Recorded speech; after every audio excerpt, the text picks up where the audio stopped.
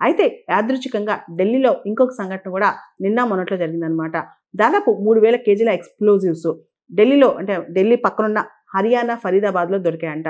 దాంట్లో దాదాపు 350 కేజీలు అమ్మోనియం నైట్రేట్ ఉంది. యాక్చువల్లీ మనకు తెలుసు అమ్మోనియం నైట్రేట్ అనేది కామన్‌గా మనం వాడే ఫెర్టిలైజర్. అయితే ఈ అమ్మోనియం నైట్రేట్ అనేది డెడ్లీ బాంబ్స్ తయారు చేయడం కూడా వాడతారనమాట. ఇప్పుడు చూస్తే గనక అసలు ఈ అమ్మోనియం నైట్రేటు, ఈ 3000 కేజీల ఎక్స్‌ప్లోజివ్స్ అసలు ఢిల్లీ చుట్టుపక్కల ఏం జరుగుతుందనే దాని మీద ఇప్పుడు పూర్తి స్థాయిలో ఇన్వెస్టిగేషన్ జరుగుతుందనమాట. మనం చూస్తే చాలా సంవత్సరాలుగా ఢిల్లీ చాలా పీస్‌ఫుల్‌గా ఉంది. కానీ ఒక్కసారి నిన్న ఎర్రకోట దగ్గర ఈ బాంబు పేలుడుకి ఢిల్లీ ఒక్కసారి ఉలిక్కిపడిందనమాట.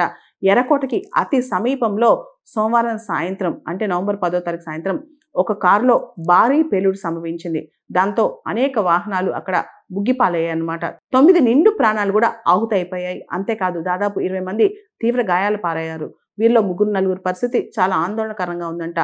ఢిల్లీలో జరిగిన ఈ పేలుడుపై ప్రధాని నరేంద్ర మోడీ గారు ఉన్నత స్థాయి సమీక్ష కూడా చేశారు. మనందరికీ తెలుసు మోడీ గారు ప్రతి సంవత్సరం ఆగస్టు 15వ తారీఖున ఎర్రకోట నుంచే ఈ జెండా ఎగరేస్తారు. జనరల్‌గా ఆగస్టు 15 ఇండిపెండెన్స్ డే రోజు ప్రధానమంత్రి ఎర్రకోట నుంచి ఫ్లాగ్ హాయిస్టింగ్ చేస్తారనమాట.